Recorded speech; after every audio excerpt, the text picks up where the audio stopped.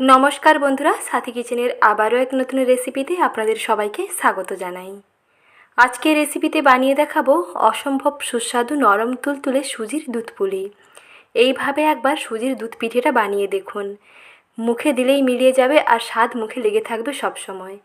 এতটাই খেতে সুন্দর হয় আর এতটাই বানানো সহজ যে একবার না বানালে কিন্তু ভীষণ আফসোস করবেন।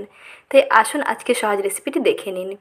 প্রথমেই নারকেল কোড়া নিয়েছি। প্রথমে আমি নারকেলের পুর তৈরি করে নেব। তার জন্য একটি বড় পাত্রে নারকেল কোড়া নিয়ে নিয়েছি আর তার মধ্যে মিশিয়ে নিচ্ছি চিনি। 2 বাটি নারকেল কোড়া নিলে 1 বাটির একটু কম থাকবে চিনি। এই মেজারমেন্ট করে নারকেল কোড়া এবং চিনির পরিমাপটা থাকবে। তারপরে এর মধ্যে দিয়ে দিলাম 2টো এলাচ আর দিচ্ছি গুঁড়ো দুধ। সমস্ত কিছুকে একসঙ্গে ভালো করে প্রথমে মিশিয়ে নেব।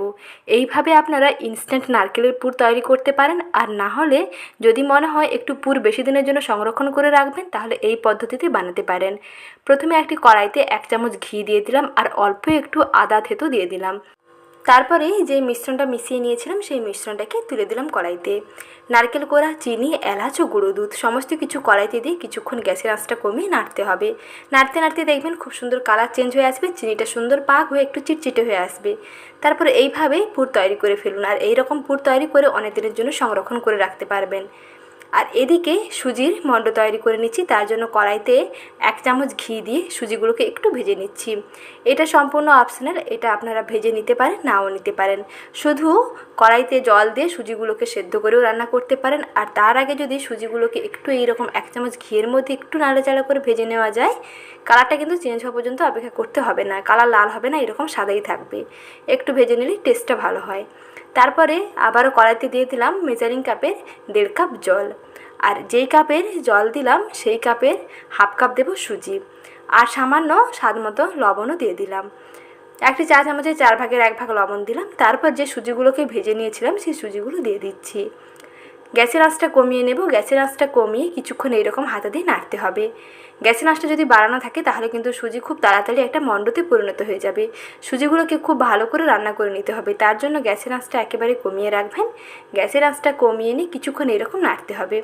কিছুক্ষণ নাড়তে নাড়তেই দেখবেন সুজিগুলো খুব সুন্দর ভালোভাবে রান্না হয়ে যাবে এবং একটা এরকম মণ্ডতে পরিণত হয়ে আসবে। তারপরে একটি থালার মধ্যে নামিয়ে নিয়েছি।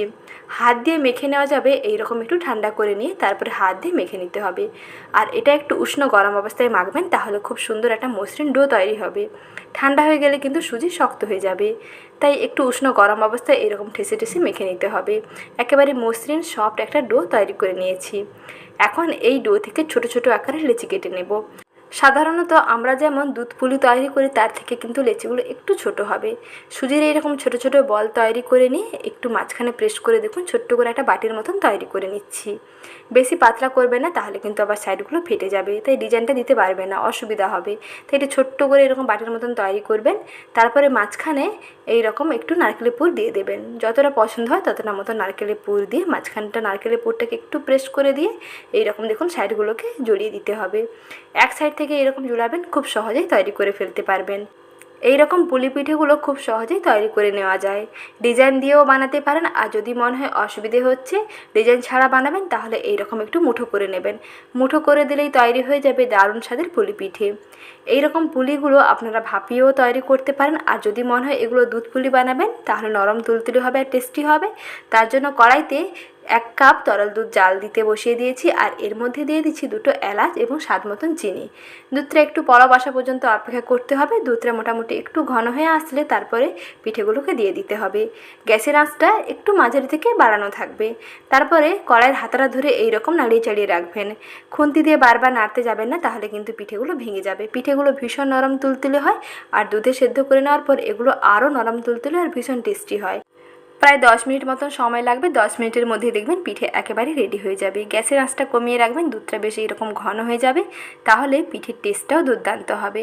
এইরকম নরম তুলতুলে দুধ পুলিগুলো বাড়িতে একবার তৈরি করে দেখুন, খেতে দেখবেন দারুণ লাগবে। একবার খেলে আরও একবার খেতে চাইবেন, স্বাদ দেখবেন মুখে লেগে থাকবে। আর এই রকম সহজ এবং নতুন নতুন রেসিপিগুলো সময় মতন পেতে চ্যানেলটিকে সাবস্ক্রাইব করে রাখবেন। সঙ্গে পাশে থাকা বেল আইকনে অল বাটনটিও বাজিয়ে রাখবেন, নতুন ভিডিওর আপডেট সবার আগে পেয়ে যাবেন। ভালো থাকবেন, সুস্থ থাকবেন। ধন্যবাদ।